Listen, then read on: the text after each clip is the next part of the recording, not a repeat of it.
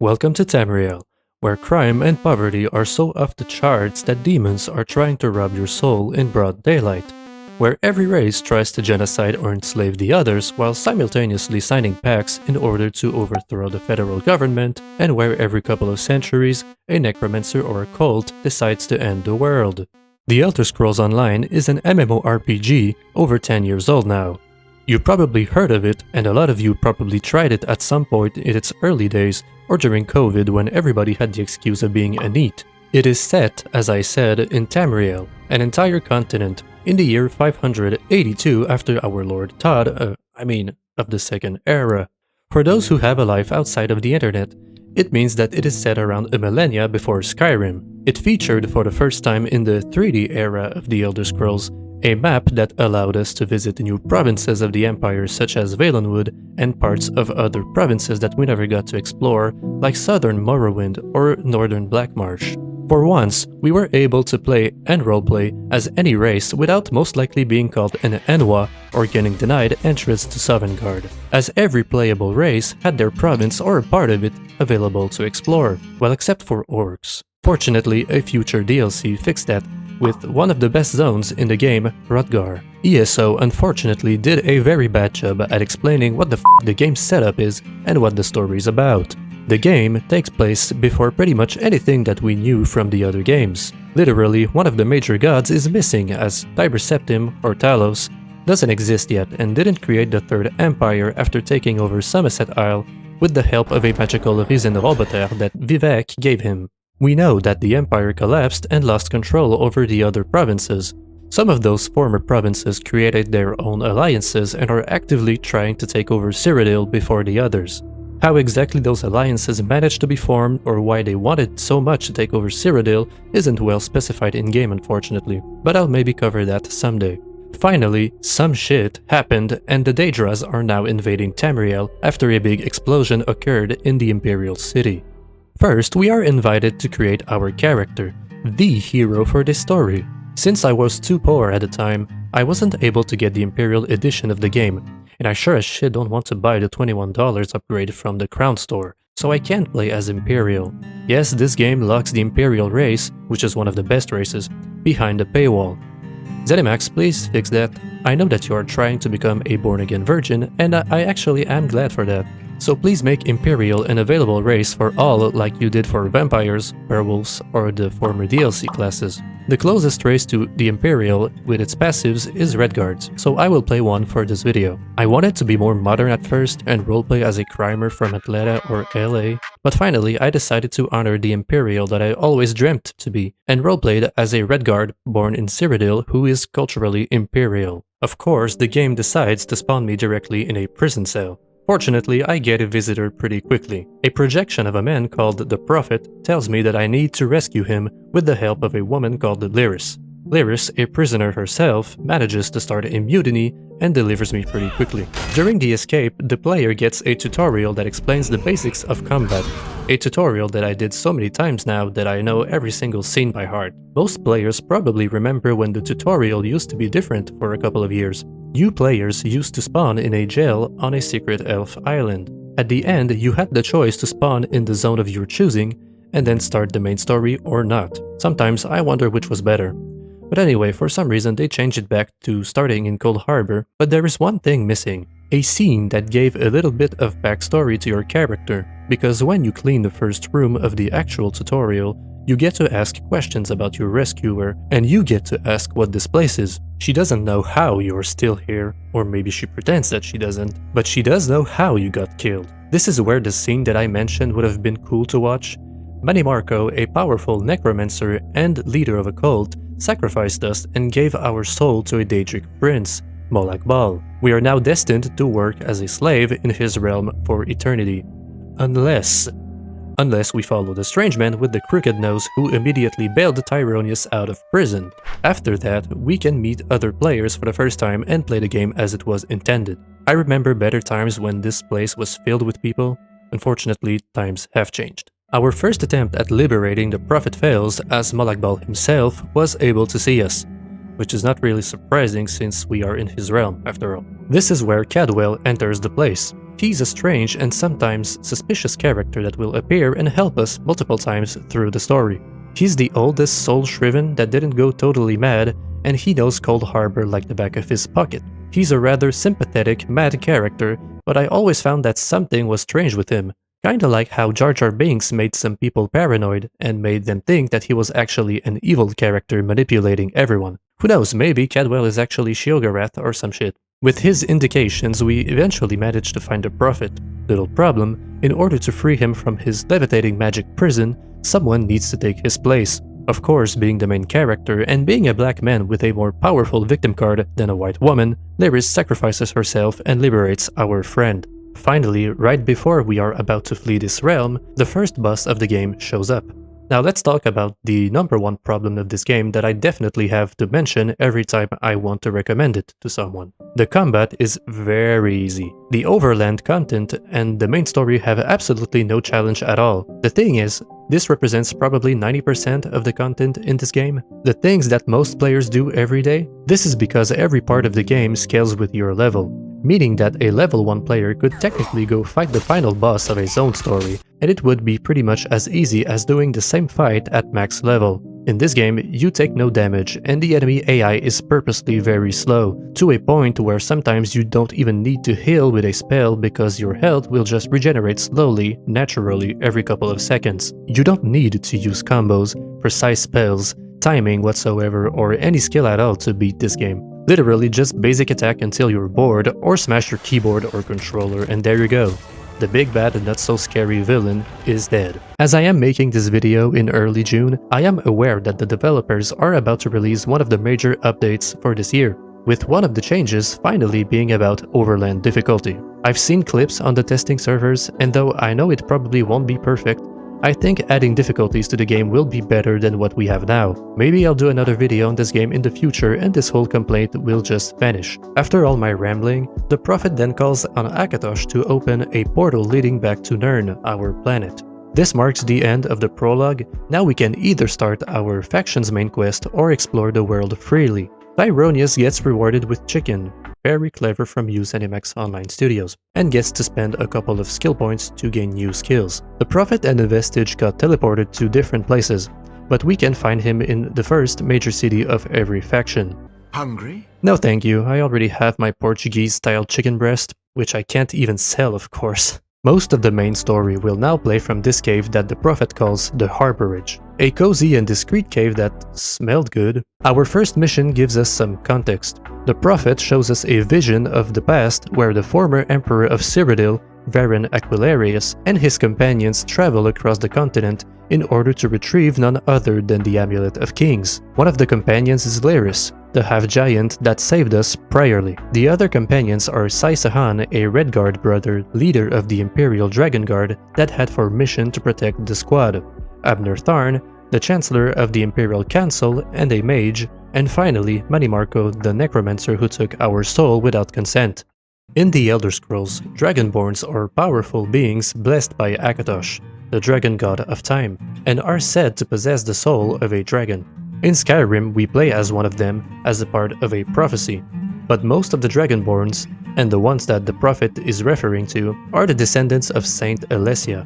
She was a human and maybe the first one to be blessed by the dragon god when she led a rebellion against the Aelids, an ancient race of elves that enslaved the proto-race of the modern Imperials, Bretons, and Nords. Uriel and Martin Septim in Oblivion were the last descendants of Alessia. Varen was not one, and he thought he could still be blessed by Akatosh by performing a ritual that ended up being a prank going wrong. Manimarco used the amulet and the ritual to break the veil that protected Nirn. This is when the big-ass magical bomb detonated in the Imperial City and when Molakbal started the plane mail between Nirn, our planet, and his realm of Oblivion, Cold Harbor. The universe and the cosmology in the Elder Scrolls can be difficult to understand, but if I had to summarize it best, our planet, Nirn, and its natural satellites are part of their own realm of reality, a realm called Mundus. There are other planes of existence that can connect or even merge with the mortal realm. Oblivion is a collection of other realms ruled and shaped by the princes that own them. Molakbal is one of those princes, and one of the most powerful ones. Daedras are most of the time just thought to be demons, a misconception that I used even in this video, but they are a little bit more sophisticated. Daedric princes are the gods that did not create the mortal realm, Mundus. Those who did are the Aedras. Aedra means our ancestors, and Daedra means not our ancestors, if that can help separate the two. One last thing, Saint Alessia, the human that made the pact with Akatosh, did this in order to protect Nirn and the Mundus from the Daedras.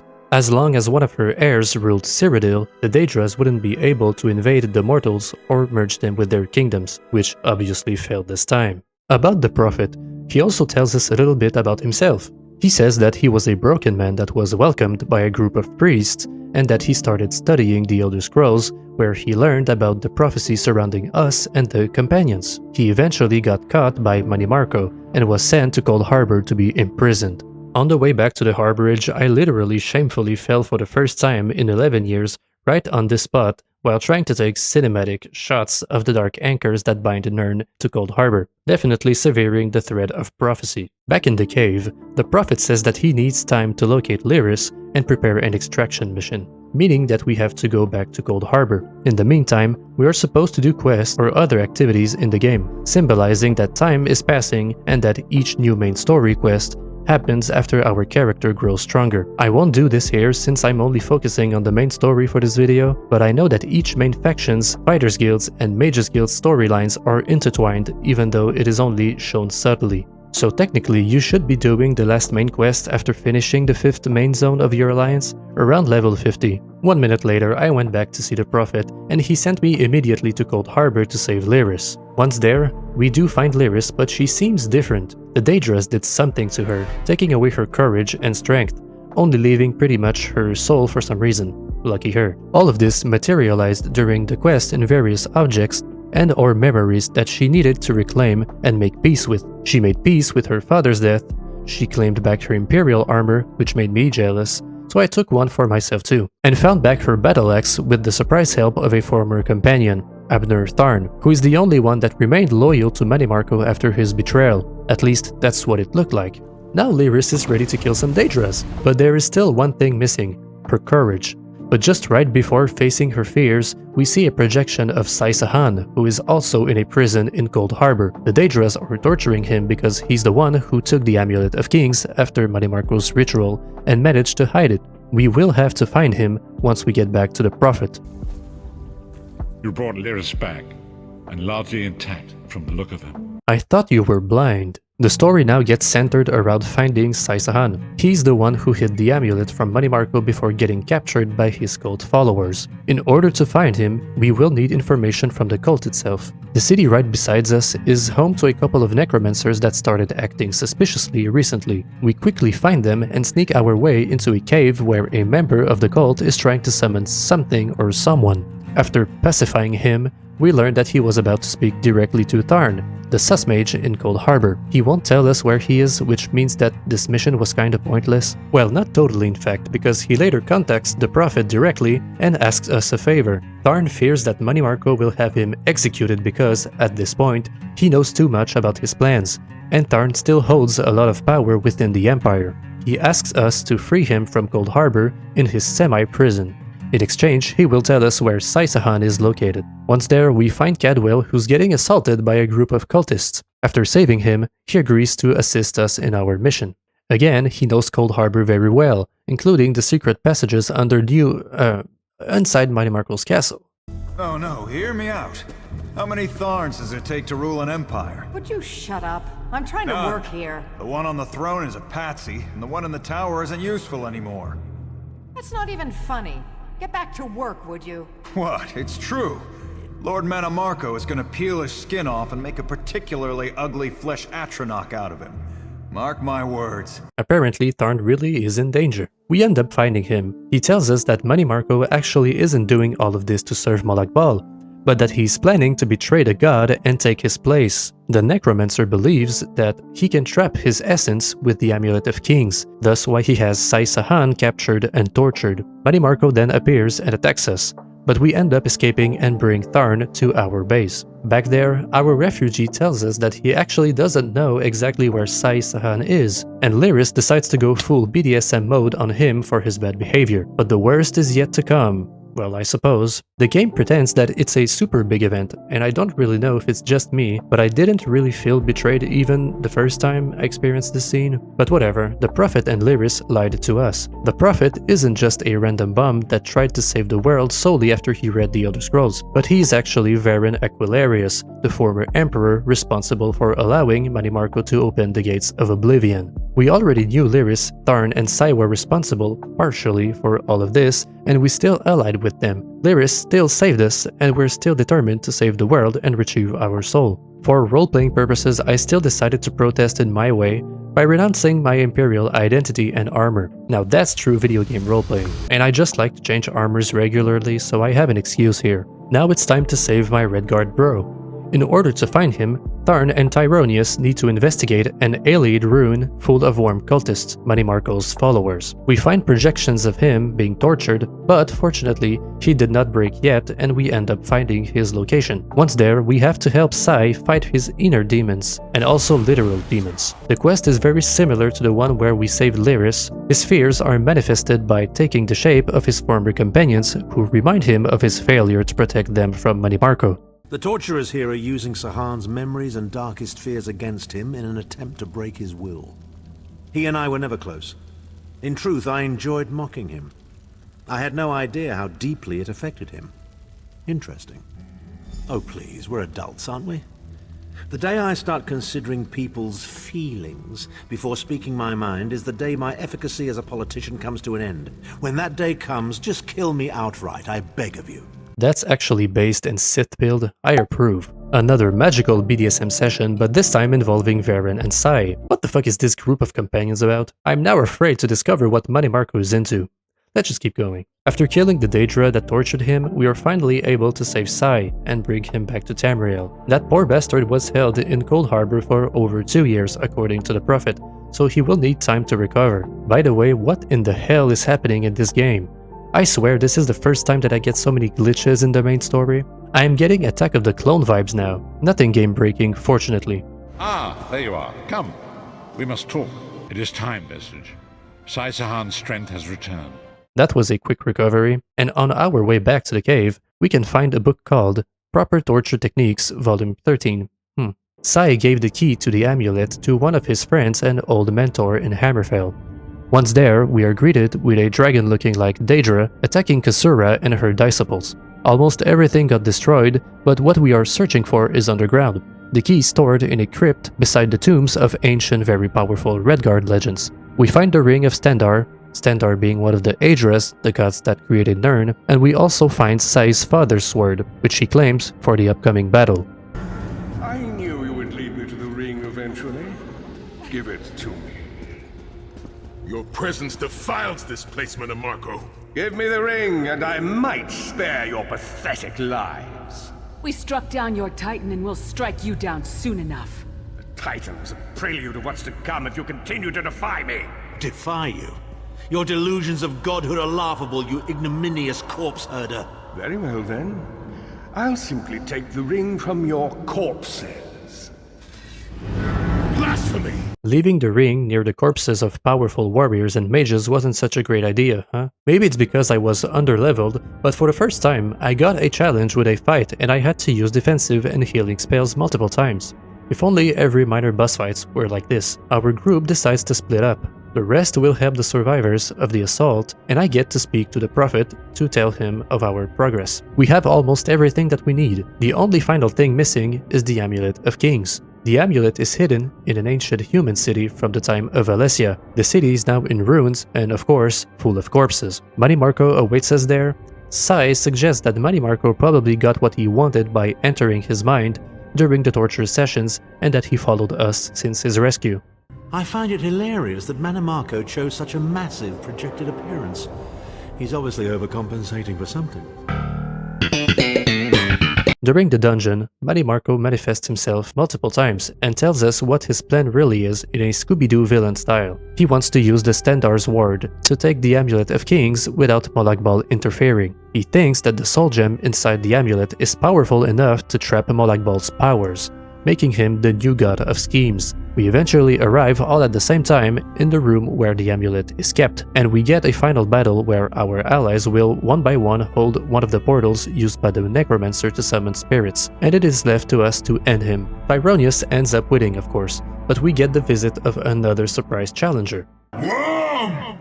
You think you can betray the Lord of Brutality and Domination without consequence? You will pay for your arrogance. You will writhe in agony for the rest of eternity.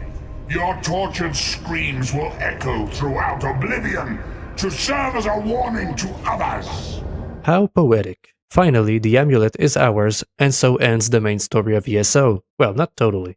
This marks the end of the main quest in Tamriel. We are supposed to accomplish this mission around the time we finish the main story of our faction. In my case, that would be the Daggerfall Covenant. Also, the stories of the fighters and the mages guilds are supposed to be complete since both of them are related to the main quest at this point. There are still two things that we need to accomplish: stop the Plainmailed, which will save Nirn, and reclaim our soul. Tharn warns us that the worst is yet to come.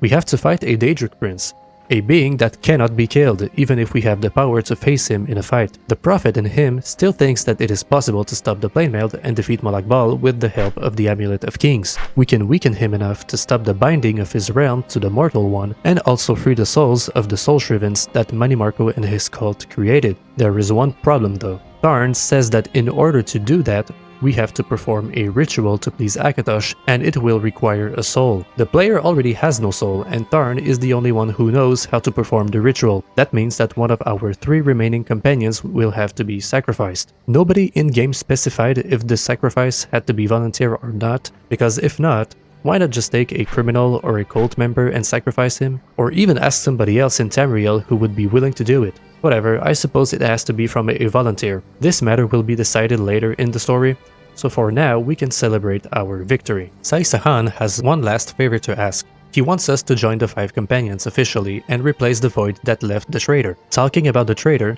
the prophet gives us the opportunity to take a look at Mighty Marco in Cold Harbor, where he's getting tortured for eternity. Now we also know what Mighty Marco's into.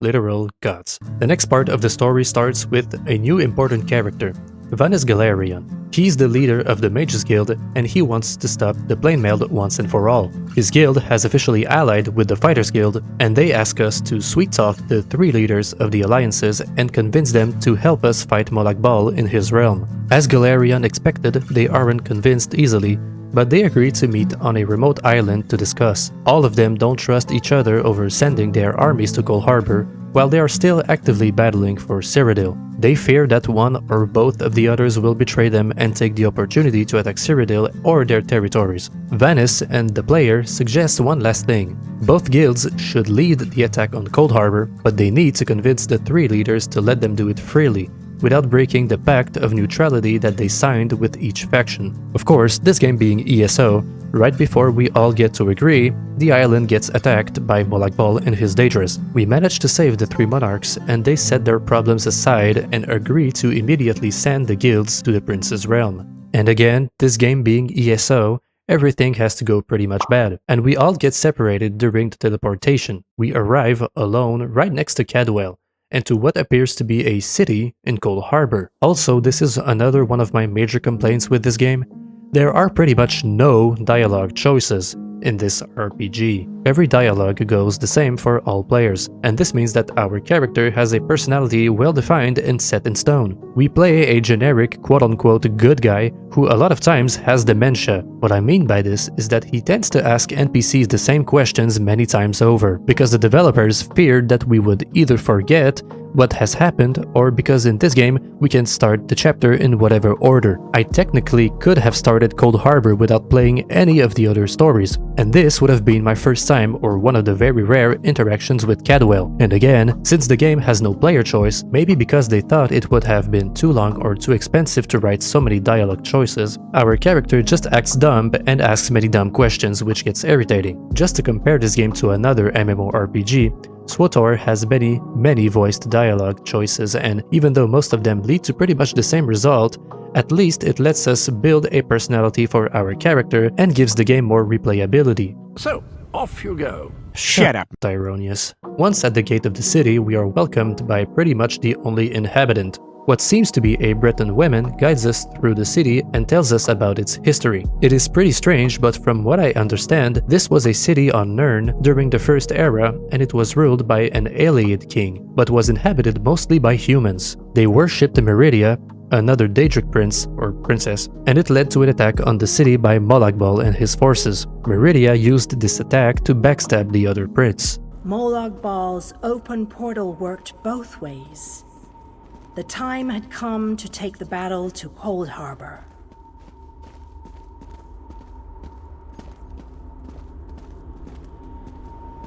Meridia warded the city and pushed it into Cold Harbor. The city arrived intact, but many of its inhabitants were either killed or scattered by this realm's protective spells. Even the Ayleid king was captured. Still, Meridia had accomplished the impossible. She stabbed a dagger into Molag Bal's side. A portion of her realm was in his domain, and he could not touch it. The survivors lost faith, however. One by one, they left the safe confines of the city to try to return to Nirn. They were foolish, and they paid the price for rejecting Meridia's edicts. Our mission is now to rescue our allies that got scattered. Rescue specifically Venice Galarian, who's leading the attack, and free the Ayleid king that is being kept by Molagbal in a prison not so far away. The two main missions are to free Venice and the king, and then we get to fight Molagbal. But it is suggested to do the entire zone and do all of the other quests. I did all of them because they are interesting, and because I wanted to explore every corner of the zone. The zone is split up into 3 parts. The one on the western side is dedicated to rescuing mostly Fighters Guild members and the king himself, and the eastern zone is mostly Mages Guild members and saving Venice Galarian. The final zone is only accessible once we advance far enough in the story, which is unique to this zone. It is officially the only zone in the game that isn't fully open world. Here you will see a unique, interesting world that is a corrupted reflection of Tamriel. The Hollow City is an ancient, mortal city with Needs/Breton architecture blended with some elfic influences and trees. It is definitely one of the best looking cities, at least in my opinion. The atmosphere is unique, since there is pretty much no soundtrack in Cold Harbor.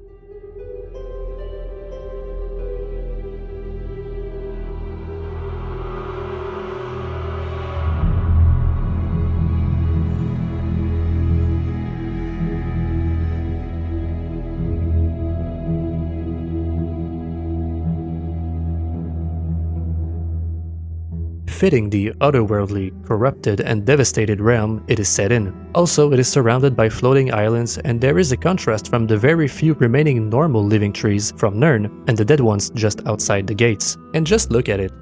We can see that the developers and the artists put a lot of effort and passion in the zone. In general, ESO is a beautiful game with beautiful biomes and environments to explore, but this zone is a step above. I just love the visual contrast from Meridia's influence, for example with the brighter sun on one side, and the dark realm of the Lord of Corruption with its dark purplish skies, the grey and deep blue grounds, the gigantic industrial structures and machines, even the waters. Well, these are not totally real water streams, but we'll get to them later. Another interesting thing here, in each side quest we will uncover structures and even settlements that were originally from Tamriel. They all got here by being captured or traded from the mortals at some point in history. Most things and people here are not related to big events in Tamriel.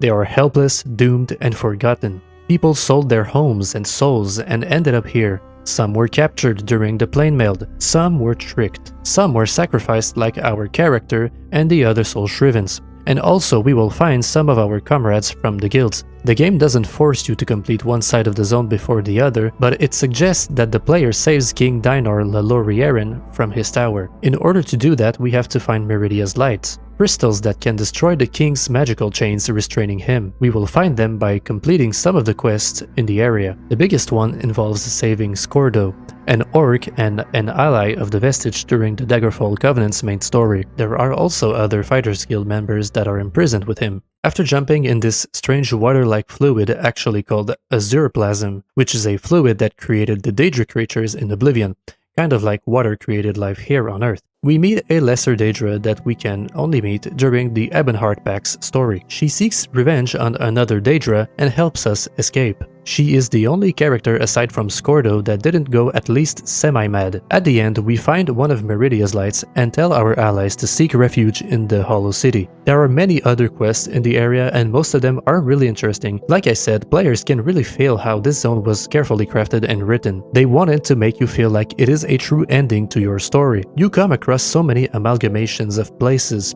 people, stories that could have been in Tamriel during the first half of the story, but there is just enough Cold Harbor in them to make them feel unique and otherworldly. There are two tribes of different Tamrielic races that sold their souls in exchange for immortality. When you speak to some of the characters, not only will you learn more about their very ancient stories and cultures, but you will also notice that some of them regret what their ancestors did and wish they could outdo everything and return to Nirn. The Bosmers refused to sign the Green Pact and wanted to be immortal. The Argonians were forced to follow their history, a magical living tree that didn't want to die as the ancient Argonian civilization was destined to crumble. But now they're stuck here and they have their own very human problems, like wars and cultural and racial conflicts. After you deal with the Wood Elf crisis, they will help you enter King Dinar's prison, which looks like the Imperial City or a part of it. You learn that he's still alive and was kept so by Molag Bal and his dark magic in order to torture him and probably Meridia.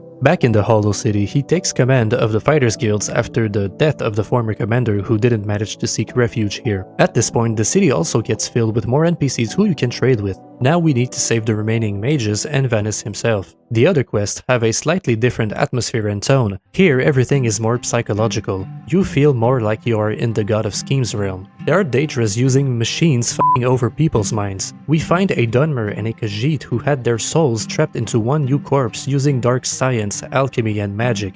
A group of mages got captured and are being judged by a Daedric judge that actually is just f***ing them over too. They are already found guilty over their fictional crimes and everything is just staged in order to demoralize them. Hey, actually it's just the same situation here in the West in 2026. Probably the biggest and unique quest here is the one where you enter a sort of Daedric Hunger Games and you have the task to help one of the mages that participates in it against the others. What is interesting is that you get to meet a former enemy of the Vestige, one that you have defeated and who is now stuck in Cold Harbor for eternity. It starts with desperation and betrayal, and you get to choose a lot of different endings here. The only one thing that I don't like is at the very end. You can just tell the big bad guy to submit to you and he accepts to deliver all of the mages and one of the villains. Why would the Vestige waste precious time here, knowing that the entire world is about to be destroyed if we don't destroy the Dark Anchors here? Why would we play the game at all and not just beat the Observer? It would have been better if we really had to sacrifice someone or some people. For Christ's sake, we are in the most corrupted place in existence. People are going to die. People already got killed during this whole crusade. After saving as many mages as possible, we finally head out to the Black Forge where Vanus went. This place is where a lot of weapons are created for the Dramoras invading Tamriel. Also, it serves as a fabric for the Dark Anchors which bind our world to this one. Vanus already went inside trying to destroy this place thinking that he was the only one left capable of doing it. He got captured and we have to retrieve parts of his spirit in order to revive him. We also free some soul shrivens that accept to help us. Our final objective is to destroy the biggest anchor of them all, the Great Shackle, a device so powerful that it would be capable of completing the merge between our realms. Cadwell also joins us for the final battle, out of nowhere, but it is expected from him at this point. Vanus eventually is successful and destroys the Great Shackle, severely slowing down the Plainmailed and allowing us to regroup in the Hollow City to prepare for the final battle. The only thing remaining in order to stop it completely is by destroying the Planar Vortex. It is accessible through Molag Bal's labyrinth, and a full-on assault will only let us get to it. We get a Council of War inside the chapel with all of our main rescued allies. The attack will be staged into two parts. The fighters will have to occupy the Dramoras, while the mages destroy the protection between us and the chasm. Some allies from former Alliance stories come back to help us in this battle. At some point, we learn that Molag Bal has a daughter. At least that's how most people view her, and that's how she gets called on multiple occasions. I don't know how it's possible for gods to reproduce if it's true, but when we end up fighting her, she's way weaker than a Daedric prince, and she has a very generic winged twilight skin. This is just a normal looking ass Daedric creature. She isn't even bigger than the one the sorcerer can summon, even though I think she gets described as a fat ass by Cadwell. Anyway, we end up entering the pyramid and we banish her, and the chasm is ours. Our army can now pass safely and get to the labyrinth of Molag Bal, where the final battle will be fought. Well, that was disappointing. Hardly worked up a sweat. Cadwell, you just read my thoughts. The only remaining side quests here are interesting, but I would understand at this point if you don't want to do them, and just go directly to the end of the story, especially since 2 of them are very far away from the main path leading north. But the one on our way is about vampires. We encounter them a lot of times during this game, but this is the only time in the main story that they appear, and they are quite strongly related to Molag Bal. Some of you may know what happened to the very first victim of vampirism as told by Serana in Downguard. According to the unofficial The Elder Scrolls page, Lamay Balfag, what a funny name, a Nedic priestess of Arche, was the very unfortunate, unwilling bride? What the f***? That's truly some BBC or CNN level of euphemism. Holy f***. She was the very unfortunate, regretful, probably drunk one-night stand that later tried to falsely Me Too a poor immigrant from another planet. Sorry, alright, I'll be serious. During the early years after the creation of Nirn itself, during the First Era, Molag Bal, the Daedric Prince of Schemes, had a particular hatred for one god specifically, Arche. This Aedra is known as the god of the cycle of birth and death. By changing the rules of life in the universe, at least in Mundus, Molag Bal was no longer able to control the dead as freely. One night, the Daedric Prince himself went to Tamriel and brutally raped an innocent priestess of Arche.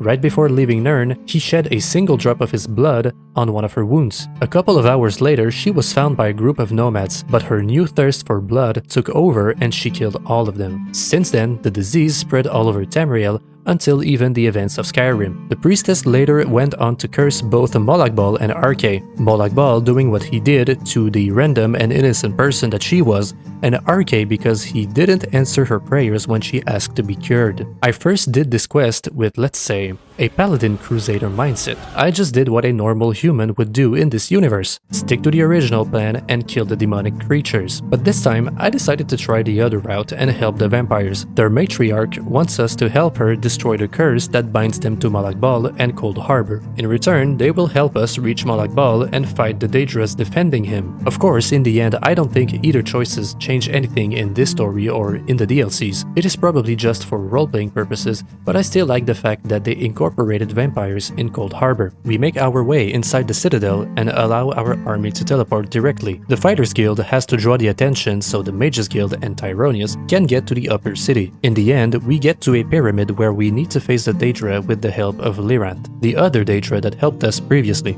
She's seeking revenge on this other Daedra, but could not banish him because of a pact that she signed who knows how many years or centuries ago. The final assault on Molag Bal himself is about to commence. King Dinar asks us to choose allies to go with us and does an Avengers Endgame style speech. We can speak to many other NPCs during the final quest, and we can hear that they are getting more and more desperate. It's not that they are abandoning, but a lot of our allies feel like this is a one-way trip. I don't recount seeing other zones where everyone feels this doomed. It makes this zone even more unique, and of course it fits well with its themes and visuals. Speaking about uniqueness, the last quest has a particular design which sets it apart. Not only are there traditional battles, puzzles, and hallways to traverse, but there is also a totally dark room with statues that sometimes turn into enemies. It gives an almost horror vibe to the game. Right at the portal to the planar vortex, the Breton chick that greeted us first in the Hollow City shows up from nowhere and reveals that she's none other than the manifestation of Meridia herself, and that she's here to help us stop Molag Bal. I find it lame that they just gave a random blonde Breton woman skin for a Daedric Prince. They could have made a unique model for the main quest. With a couple of our allies, we have to help Meridia destroy multiple dark anchors in a place where parts of Nirn have already blended with Cold Harbor. It is interesting to see locations and buildings that were present in the faction stories with the natural terrain of Cold Harbor. Molag Bal himself eventually shows up, and Meridia tries to slow him down as much as she can. Once the last anchors are destroyed, there is a final confrontation between the Daedric princes, and we have to protect Meridia from the other Daedras. The mages assist her while the warriors and the player have to activate the last light of Meridia. There is one last blinding flash, and we get teleported back to what seems to be the cathedral where we started this assault. Meridia tells us that we succeeded. We held off Molag Bal long enough and managed to end the plane meld, saving Nirn. Until the next Daedric attack. You. I've seen you. Let me see your face. You are the one from my dreams. Then the stars were right, and this is the day. Gods give me strength. Unfortunately, King Dinar got struck by Molag Bal and is on his dying breath. Venice and Gabriel, another important mage from the guild, survived while our other ally is left missing. This marks the end of the zone. We completed everything and we can now go back to Nirn to join the companions in our final quest. We will have to fight Molag Bal and claim back our soul and free all of the other soul shrivens. The plan is to sacrifice one of the companions in order to fuel the Amulet of Kings and ask for the blessing of Akatosh. With his blessing, we will be able to severely weaken the Daedric Prince and challenge him in a battle. The player gets to choose between sacrificing Lyris, Sai, and Varen. All of them are ready to do it, and one of them will definitely die if you choose him or her. Well, not really, of course. The devs and the writers fucked this up in a big way. I guess this is kind of a minor spoiler, but whatever. Both Lyris and Sai will come back in DLCs, even if you kill them right here. And the worst part is that both of them will just brush it off and say something like, "Yeah, I'm back, haha, you didn't expect that, didn't you?" Almost as if the writers were mocking us. And even worse is that the player still doesn't get dialogue choices that would make sense in this situation. You either act like a complete demented or just accept that they returned with no questions asked. I think they originally didn't plan to bring back anyone, but at the same time, the story is structured in a way that pretty much leads the player to choose the prophet.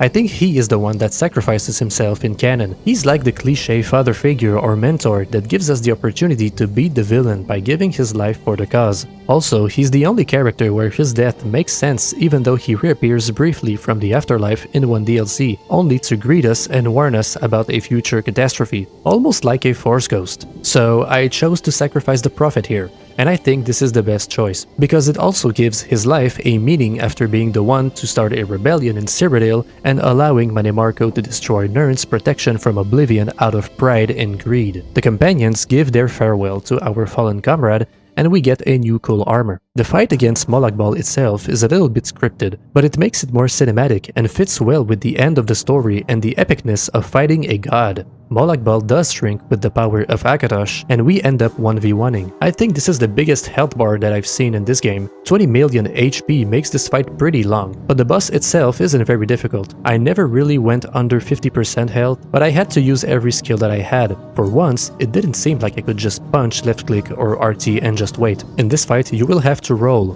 block, heal, and stack physical and magical penetration abilities and passives if you don't want to end up here for a long time or just die. But if you do die, the game will help a little bit, I guess, by lowering the boss's health by like 2 million HP each time. Eventually, we beat him and slash him with a move coming straight out of a Japanese game. Meridia then teleports us to her realm, and both her and Molag Bal congratulate us for our victory. We crippled the Prince of Domination and freed all of the souls of the Soul Shrivens, including ours. We get teleported back to the harborage with our surviving allies and Cadwell. Tarn escaped immediately with the amulet and is presumed to have left for the Imperial City, and our other friends just say bye and right off to their DLC zones. But Cadwell has something to show us before we leave ourselves. Meridia asked him to give us a final gift. We get the opportunity to visit the other alliances and do their stories.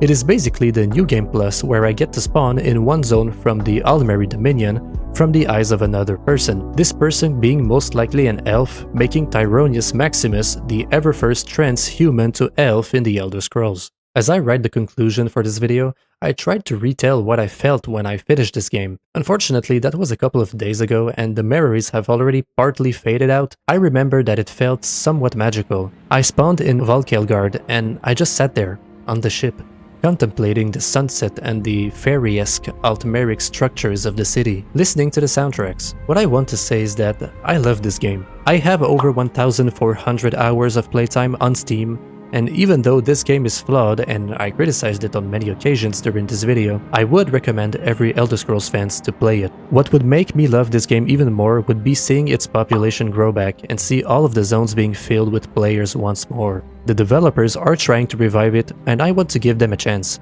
This was my first video on this channel. I don't know what it will end up looking like, and I definitely have a bias, so feel free to criticize it as harshly as you want. I still don't know exactly what this channel will be about. I guess reviewing games or game stories. If you have anything to comment in general, feel free to do it also. Maybe I will show one of them and respond to it in the next video. Subscribe, like, and all of that. I'll see you soon.